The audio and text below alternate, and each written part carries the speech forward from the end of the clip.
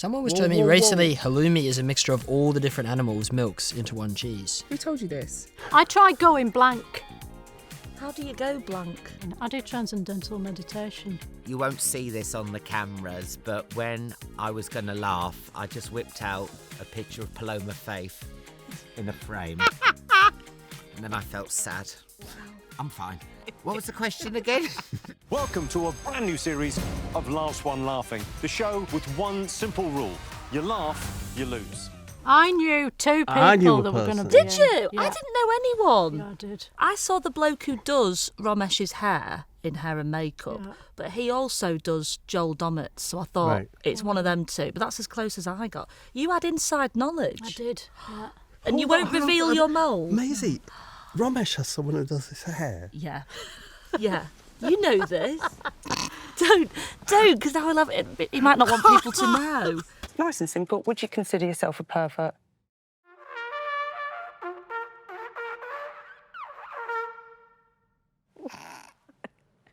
Oh, Maisie, come on. Maisie, Get it together, man. I'll just go sit with you now, I think. Well, I knew one person because he'd text me saying, I can't believe you're doing it. But he didn't know I was doing it. I think he texted everyone he knew. And when I messaged back going, how do you know? And he was like, ha-ha!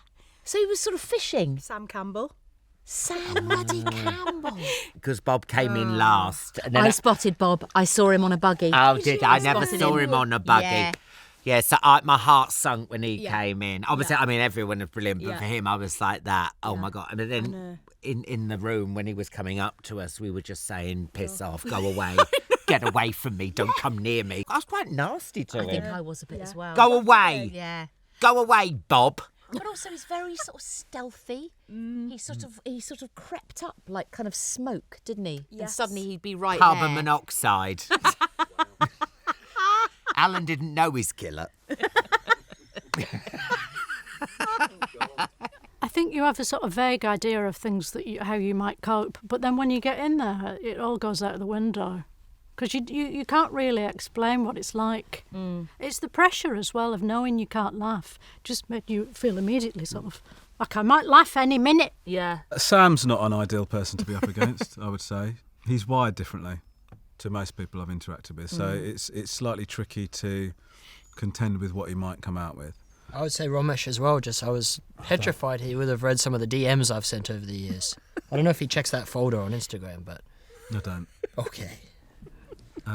Nice. Right, I'm going to let you into a little thing here. So when we first arrived, and we were all, having a laugh, sitting down on the sofas and getting, accustomed to where we were, and Jimmy Carr comes in and gives you all the housekeeping notes and says, right, this is how the show works, this is what you're going to do. And then he looked around and he sort of looked at me and said, well, you won't last 10 seconds. Yes. And we all laughed, myself included. Then I just thought... OK, you've laid down the gauntlet. It's the only thing that makes me feel better, you know. what's your quirky state? How you doing, Bob, all right? I don't want you to deliver quirk now. It's like pigeon scarring. With this group, I think I would have lasted maybe the bones of 40 seconds. I think I could survive the set pieces, the people doing their jokers. I think I could sort of brace myself and like bite my face or something.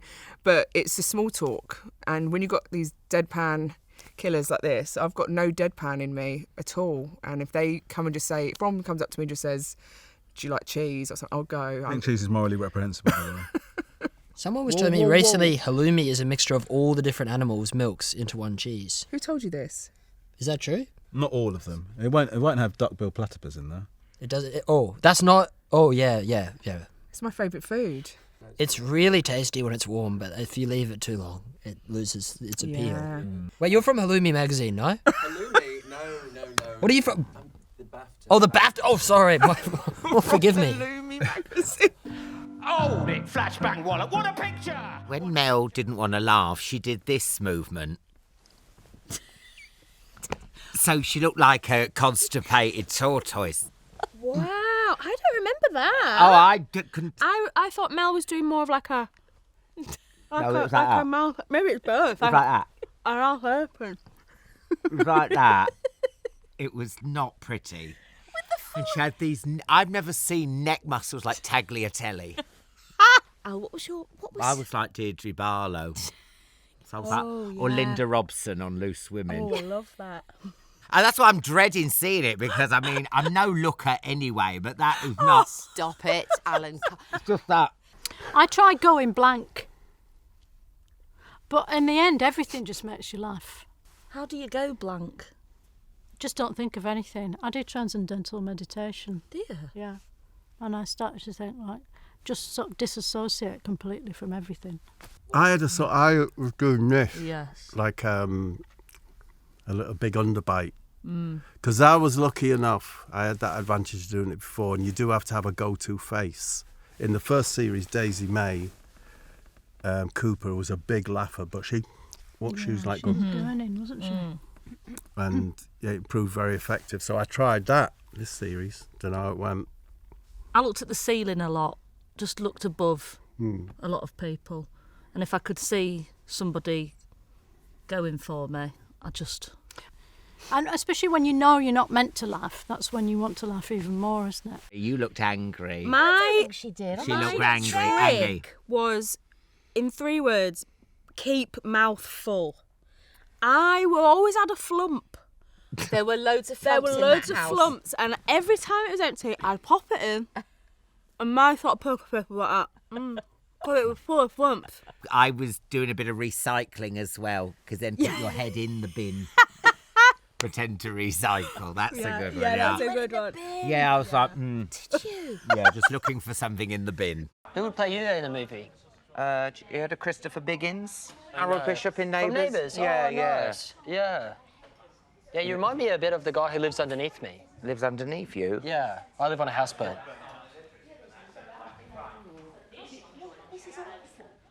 Diane's not happy about the people that walked I don't away. think people should be walking away. Maybe you should be strapped in for the 3rd series and with strapped eyes together so you strapped can't into a leave. seat with your eyes. Like those leads that people have for like when they're walking 10 dogs at a time. Yeah.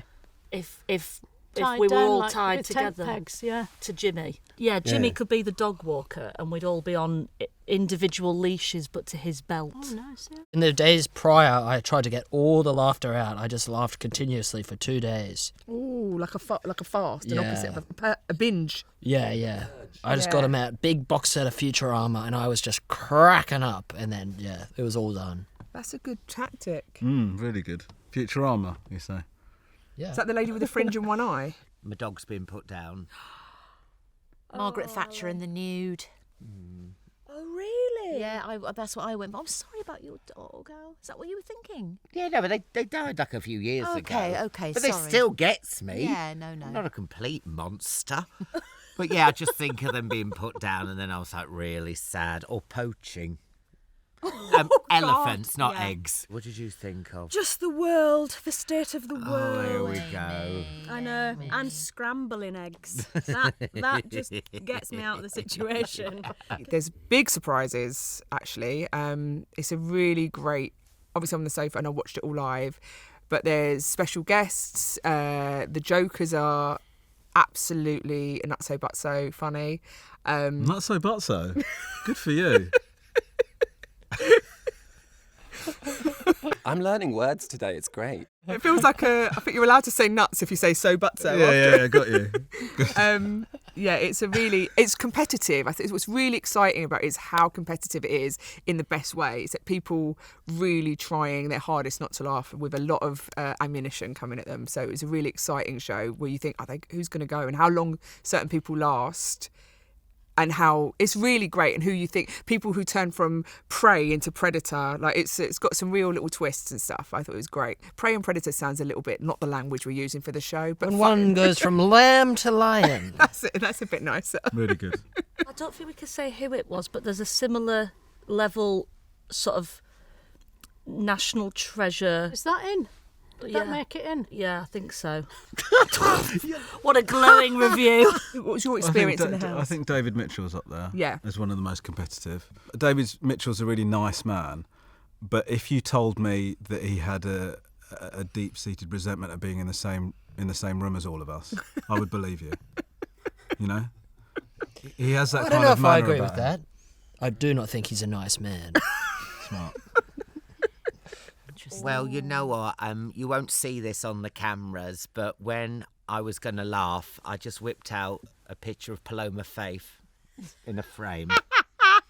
And then I felt sad that I'd betrayed a friend. Wow. I'm fine. I'm fine. What was the question again? No. What was the, I don't know. I mean, this is the thing. You know, you mentioned traitors. I've had the weirdest year last year. The tension. Keeping secrets. And it was quite close to... I'd kept it quiet about me winning traitors, and then I had to not laugh with these people in there. It was very stressful. Wow. The people in the street shouting at you, thinking it was an actual... Yeah, I did it in real life. It's called The Traitors. It's not Tipping Point. We're still friends. She does reply to my texts. Do you know what broke my heart when I killed little Tom Daly? Oh, that was bad. Because you know he likes knitting. That was bad. I murdered him just before breakfast, and when I went upstairs, he was gone, and it was just a ball of wool on a chair. Oh. He'd been murdered mid-stitch. And then all the gays were complaining because I'd killed the only eye candy. You can't win. How do you unwind? Chanting and stuff like that. Do you? Are you spiritual? Yeah, I'm really spiritual. Oh, lovely. Yeah, With crystals even? Yeah, chakras and nice. like doing the downward dog. How's your kundalini? Oh, it's wonderful. I like it al dente. I actually think you're more likely to get caught out by something that you can't see that it was intended to be funny. I think, you know, part of the thing of like, you know, with any comedy is there is like there's a battle between it being funny and it looking like you're trying to be funny. And so I think sometimes when you look like you're reaching for it too much or you feel like it is, it just stops being funny. Whereas somebody might just say something completely inane, but the rhythm of what they've said will catch you out. So actually, like Roisin said, it's like, you know, with the jokers, it's like you're almost ready, you're locked in to not laugh, but then suddenly you finish that and then you go and have a chat afterwards, and then you just get caught out with something. Somebody's talking about their favourite sandwich, and then next thing you know, yeah, like they say, most car crashes are near your home. That thing where you go, like, you let your guard the second after the a lot of the time after the jokers, I thought it was a real danger period because people sort of let all their guard down. If I survived that, don't you think as well? Some people went straight, like you could tell the ones that went on the attack. Sam was straight in, going round us all. And then people like Mel also went straight on. I feel like Amy was a bit of a silent assassin. I couldn't ever go near Amy. You kind of don't want to be the person who's trying to make someone laugh. It feels very impolite. It feels very eggy as well, doing actual bits on people. Because other comics can spot it a mile off, and it feels really, oh God, so embarrassing. Yeah. Because they know what you're doing. You've got to be much more subtle than that, I think.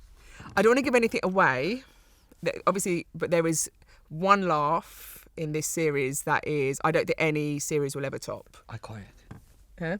It's iconic. It's iconic. Yeah, it is. It's the laugh that if you're in comedy, you would hope to get in your life ever. You know, there's some incredible ones, but this one is, and I don't want to say who it is. We want to hear a demonstration of the laugh. I mean, I can't do it. I can't do them justice. It's an absolute belter. Well done. You talked around that so beautifully. I really tried to because I thought I'd get in real trouble. No. Yeah, it's great. It's a real big moment. It'll blow your face off. Yeah. There was blood involved. Quite like a lot of physical comedy, like people falling over, especially if they hurt themselves. I really find that funny. Would you describe your Joker thing as physical comedy that you did? Well, that's interesting. Yeah.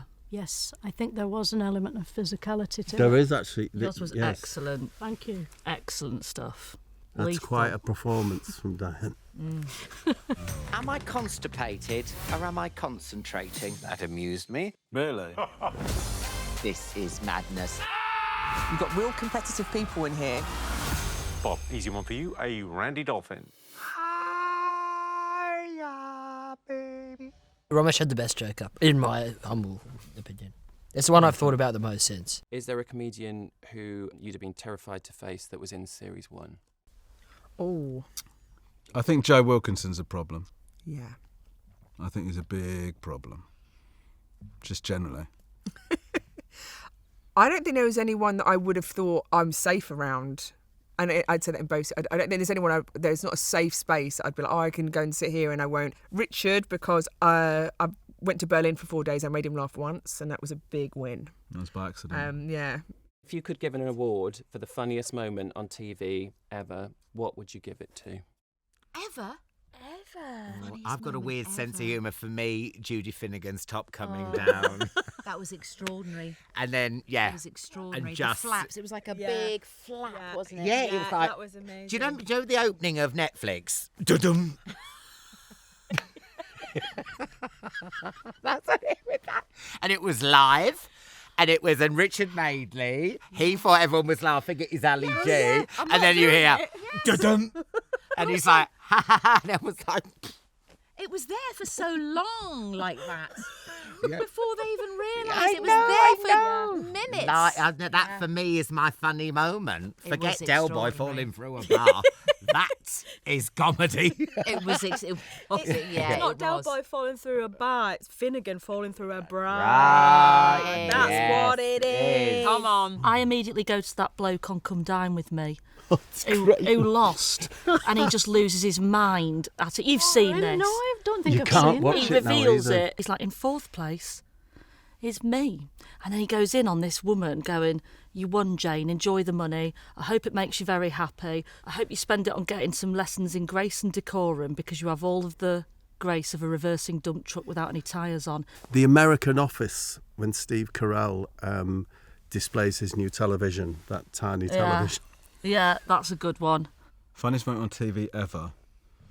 Oh, I would give it when the newsreader came. When the newsreader brought the wrong guy on to BBC. Oh, there you go. Well done. I would just say a Really real good. life moment, Really good. and I would say, thank you. Yeah. It's a really great. That was really He was good. really good as well, wasn't Yeah, he he? was good. He did great face.